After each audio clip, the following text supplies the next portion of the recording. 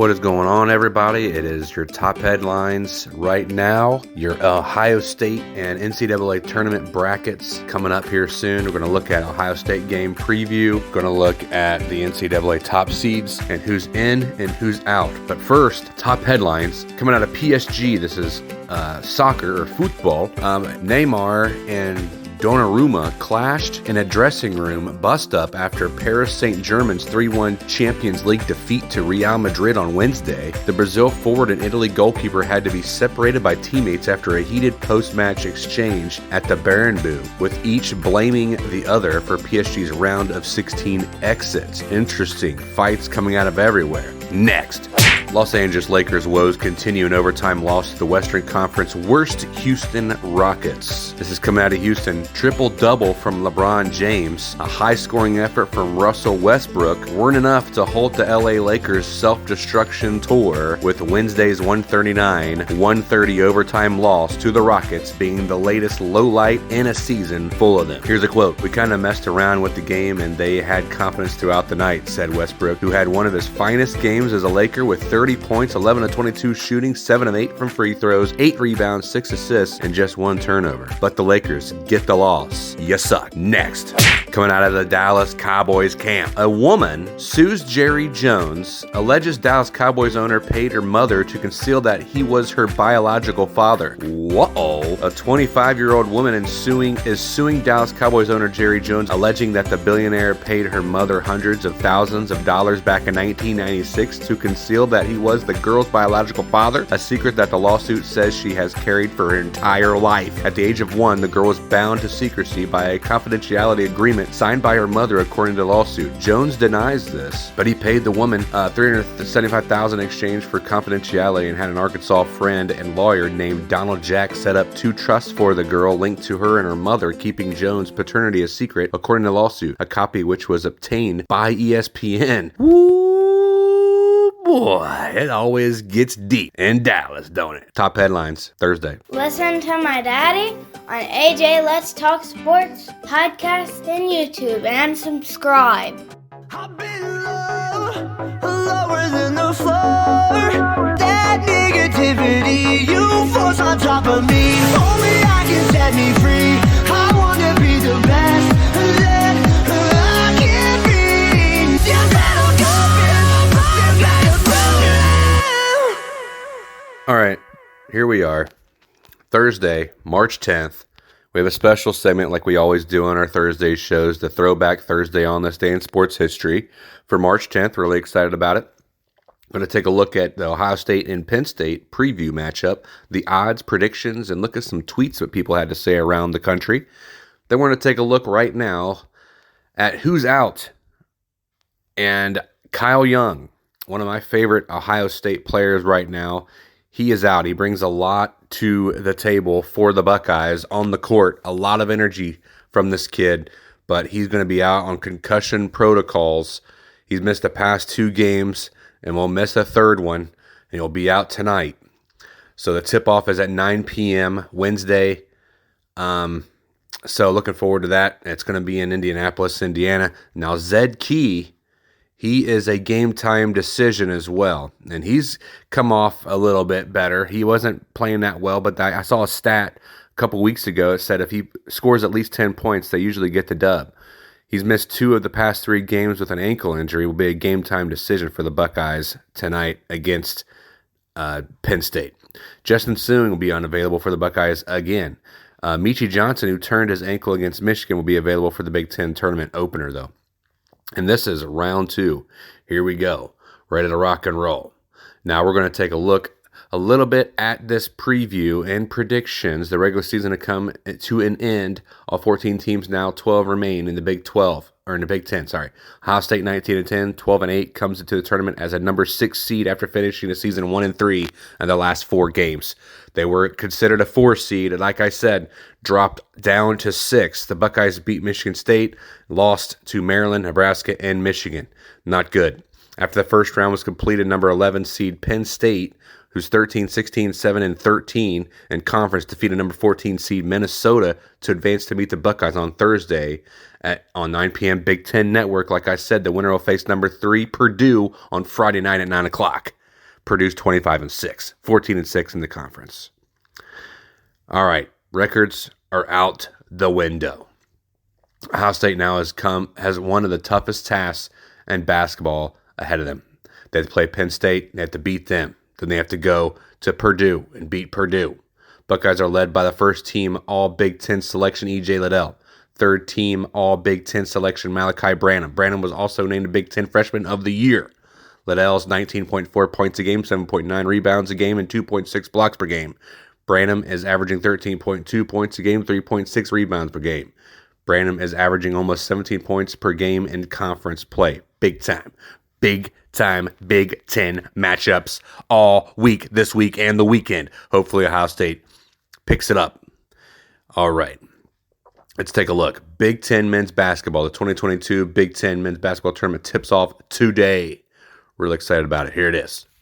Is it going? No, it's not going. It kicked me off. Anyways.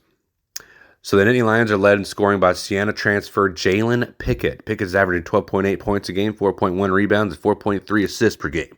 Seth Lundy and Sam Sessoms are averaging 12.4 and 11.4 points per game, respectively. Penn State senior John Harrar is one of the two players in the conference averaging a double-double, 10.5 points and 10.3 rebounds per game.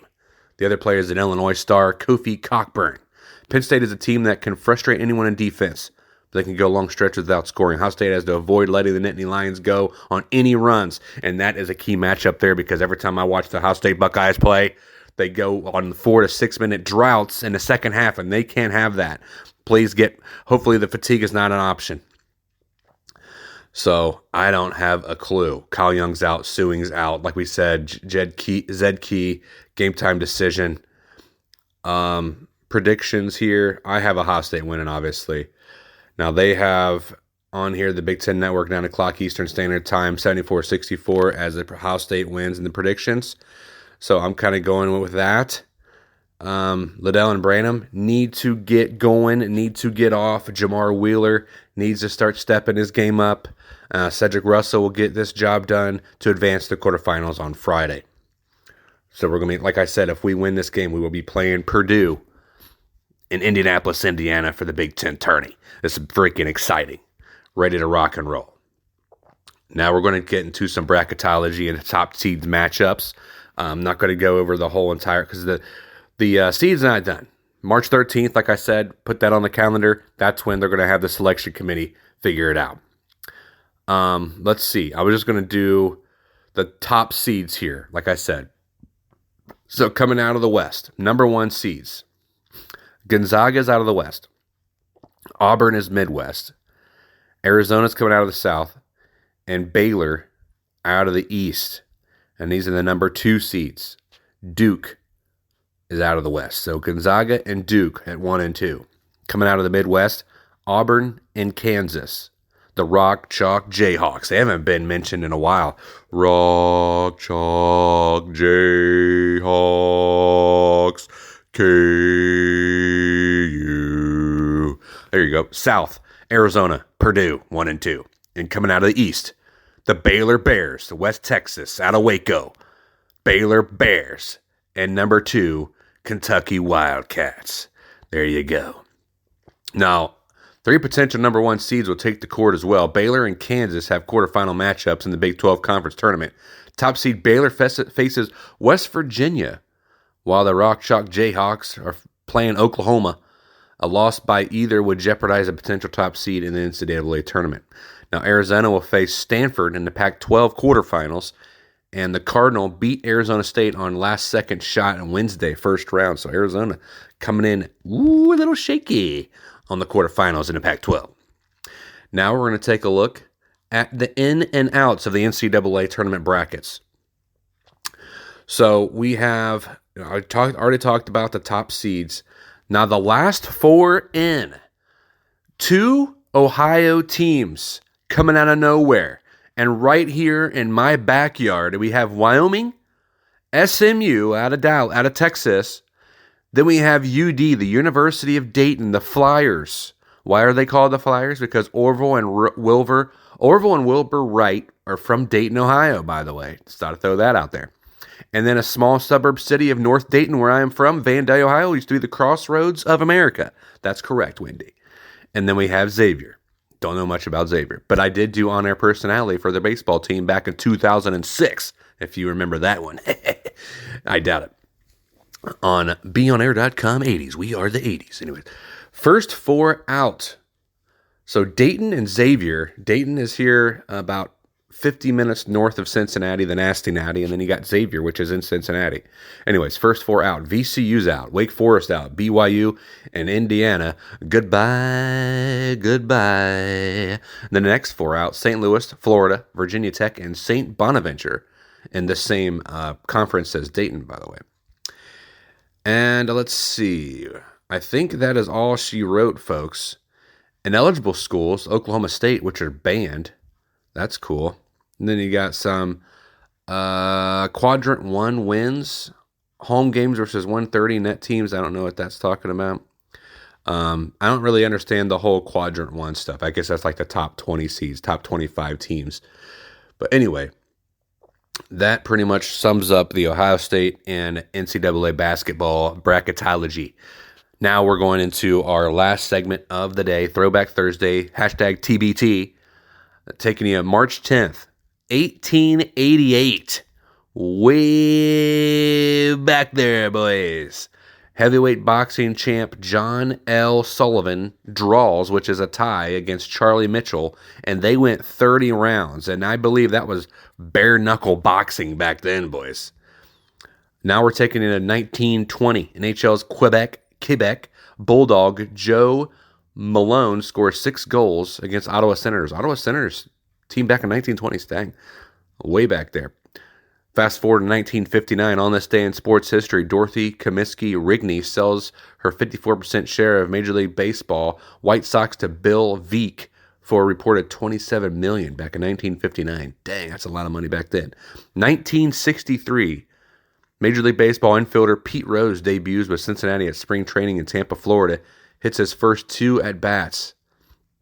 Should be in a Hall of Fame, by the way. 1963, Warriors center Wilt Chamberlain scores 70, 163-148 defeat over Syracuse Nationals. And then we're going to take you all the way up to 1988. New York Islanders celebrate Mike Bossy Night. 1990, men's figure skating championship in Halifax won by Kurt Browning. Back when people actually watched figure skating. I don't think anybody watches it now. 2010, on this day in sports history, Loris World Sports Awards, Emirates, Abu Dhabi, sportsman, Usain Bolt, sportswoman, Serena Williams. And that about does it. And there is your show. Thank you for listening. Thank you for watching. If you're watching on YouTube, and it's just going to be like a back screen of AJ Let's Talk Sports with the line logo that I paid for. Pretty cool. And hope you guys enjoyed the show. God bless, tip your waitress. You know what my daughter's going to say. She says the same thing.